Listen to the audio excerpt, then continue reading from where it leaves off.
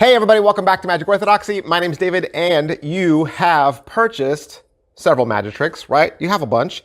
You have a few.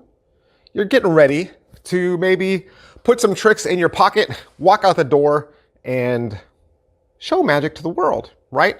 Or you're thinking about putting together a show for a kid's party, parlor magic, something that somebody's asked you to do, and now you're thinking, what tricks do I take with me?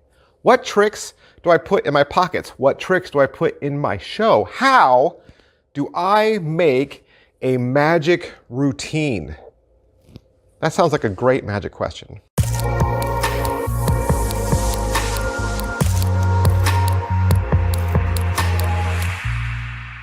All right, we're talking about building a routine. Building a routine. Why? Why are we talking about building a routine? Well, because there needs to be some structure. Needs to be some order. I think a lot of us, we kind of just look at what's on our shelf and we grab a bunch of stuff and we just jam it all in our pockets and we walk out the door. And if somebody asks us to do a trick, then we're kind of like going in our pockets and going, well, I got this trick pen over here and I have these gaff cards and I have these sponge balls and let me see, I've got this. I think I just pulled katanas out from the back of my backpack. But the point is, we're fumbling around with all these things and we're kind of flowing from one to the next without any sort of structure or order. We don't really have a start, a middle, or an end.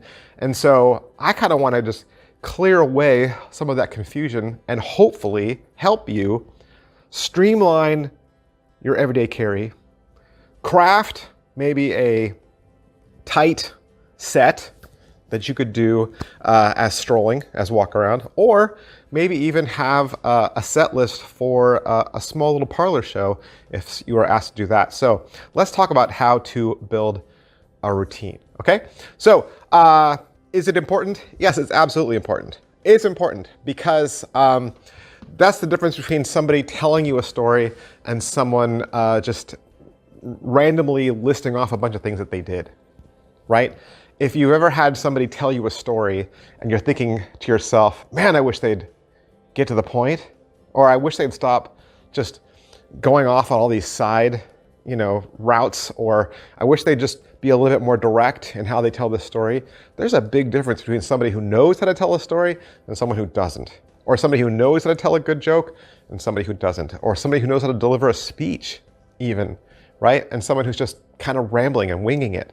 You don't want to look that way. Everything you do as performance, you want it to look professional. So in that, I would think structuring a routine first. Of course, you can always diverge. You can always wing it. You can always take a left or take a right. That's fine after you get a little more comfortable. I think we start with rules, start with structure, start with a framework, and then we can talk about being organic and building off from that. So every good story has a beginning, a middle, and an end, okay? Even as the person who's telling the story begins, they know in their head where the end is. They know where this is going to land, right? Sometimes when we're listening to somebody give a speech and we feel like they're just dragging it on, we say, can you land this plane? Can you land this plane? Like, where is it going to end up, right? So even as a performer, even as a magician, you need the same structure, a beginning, a middle, and an end. So I think some people might start off with, how many tricks should I include in my routine, right? They think that's where they want to start, that's the first question. And then they start saying, and then they can say, oh, well, if the magic number is 8, then I'm just going to find 8 tricks, right? And I'll put them in, best to bestest or whatever. But here's the thing. There is no magic number. There is no magic number. I can't say how many tricks you should put in your pocket or how many tricks you should put in a parlor show. It's going to be a different number anyway. But the best I can say is you need at least 3. If you're walking out the door with 1 trick in your pocket, I'm going to say it's not enough. And I'm going to say that if you're walking out the door with 2. The reason is because of the old grabbing, let me see that prop question, okay? Especially if you're walking out the door with some sort of gimmicked prop, right? That's not just a deck of cards. And you're performing it. You perform that 1 trick, and then that was your set list, right? 1 trick, and it's done. Well, the old Hollywood adage is, leave them wanting more, right? Obviously, but one trick is way too short because they're gonna ask, do that again. How'd you do that? Can I see that prop? Probably. And the best way to answer all three of those questions is by saying, let me show you something else. You want to have something else to show them. It's like, giving somebody just a spoonful of some really good food and they're like, can I have more? And you're like, oh, well, I didn't bring more, right? 1 is not enough. 2 is barely enough. 3 is just right. But of course, we could always add. But I'm going to say at least 3 because we're going to go back to the story adage. You need a beginning, a middle, and an end. Okay? So let's talk about your opener. Oftentimes when you see a magic trick sold, people will say, makes a great opener. This is a great opener. I use this trick as my opener. What they're talking about is, they're talking about the way they suck the audience into their show. It doesn't matter if they're doing strolling, walking around, doing street magic, trying to get people to see them, like if they're busking, or if they're doing table hopping, one to the next, or if they're just doing something for friends and family, or this is a parlor show for kids. You need an opener. Openers are very unique tricks. An opener is going to be flashy. An opener is going to be quick. An opener is going to be to the point. And it's going to be an attention grabber. You want all of those things. You want it to be an attention grabber because we're starting the show, right? We're starting the show and I'm trying to bring you in, okay? An opener, I'm going to say, is almost as good as a closing trick. Like it's just as big and over the top and wow, but it's much more brief, typically doesn't involve your audience, okay? When I've seen people do street magic and they're trying to get a crowd, oftentimes they'll start with delight or they'll start with hover card, right? You're making light appear out of nowhere. You don't even have to say anything. There's no patter. Or you're doing hover card. You're literally making a card float. People stop and look, like, what is that? There's a card floating. I'm going to walk over and see this, right? It's an attention grabber. And you don't have to involve your audience in any way. You're just building an audience. People are starting to walk up and see what you're doing. Okay, this is your attention grabber. And when I say flashy, I mean like, there's some razzle dazzle to it. It's kind of unique. It's like a what is that kind of trick. I wouldn't make your opener something where you say pick a card. Okay, unless it's something fast where you just take the card right back from them, rip it and restore it. Okay, some long drawn out routine that involves the spectator doing things, signing cards, that's not an opener. That's something in the middle, so that's something at the end. You want something that's to the point, okay? Direct, quick, in, out, okay? And then, after your opener, there's usually a moment where you step back and kind of read them. Are they interested in seeing more? Have you got their attention? Did it work, okay? If they're just doing street magic and somebody walks by and they see you do hover card, and then you're like, all right, for my next trick, and they, start to turn and walk off, then that didn't work, right? Or if you walk up to a restaurant table and people are talking and say, hey, can I show you a trick? And you show them a trick and they go, oh, that was nice. And then they start talking to each other again. That's your cue to like, okay, I guess I move on, right? So you take a beat and you see, are they interested? They want to see more, okay?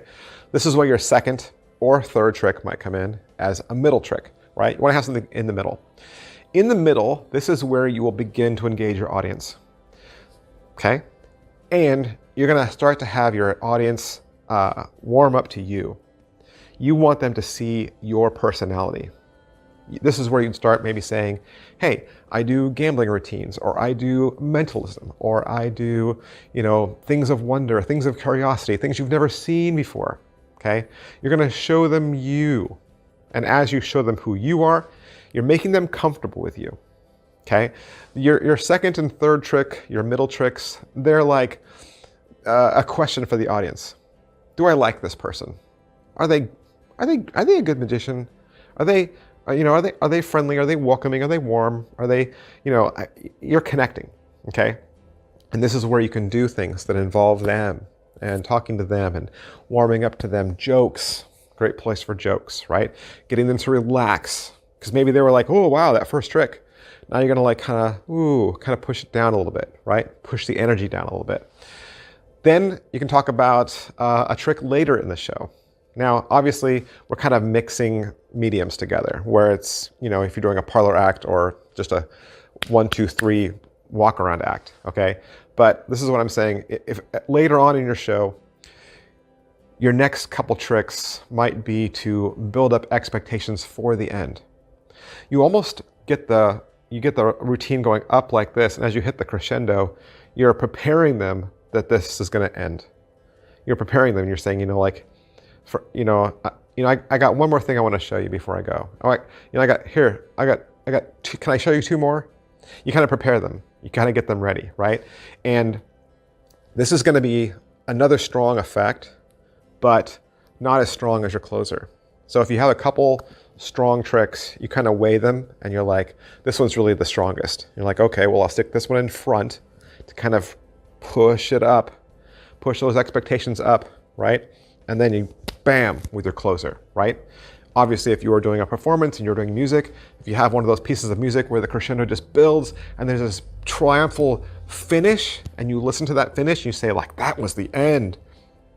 You don't want to do a song right after that, right? Because everybody expected that was the last song. So if you have one of those kinds of tricks, you're going to save it to the end, right? So that's your closer. Your closer is your strongest effect, that when the spectators are done and they applaud and they think to themselves, well, that was great, that trick is going to be the one that hangs out in the air right there that they remember. And if they were going to start to tell somebody about the show they saw, or you, and they could only remember one trick, that was the trick they're going to tell them about. The trick that they last saw, right? The memorable trick. It's going to be your strongest effect, okay? At least, okay? Now, I'm gonna make one slight adjustment, okay? You could have your strongest effect also be second to last, okay? It could be, so long as the last trick definitely had a way of parting ways. You know, sometimes when you're reading a book, they catch the bad guy and there's still one more chapter, right? They don't end on capturing the bad guy. You end on an ending. So that's where I would weigh. Do you have a trick that feels like an ending? And if you do, that one should be the ending. And then you put your biggest, strongest effect right near the end, okay? If you don't have a trick that kind of feels like, now we're saying goodbye, I'm leaving you with this parting gift, right? If you don't have one of those types of tricks, then put your strongest effect at the end, okay? So that's where I'm saying, you know, it's going to be you crafting this. And that's another reason why I'm saying there's no magic number, right? There is no magic number.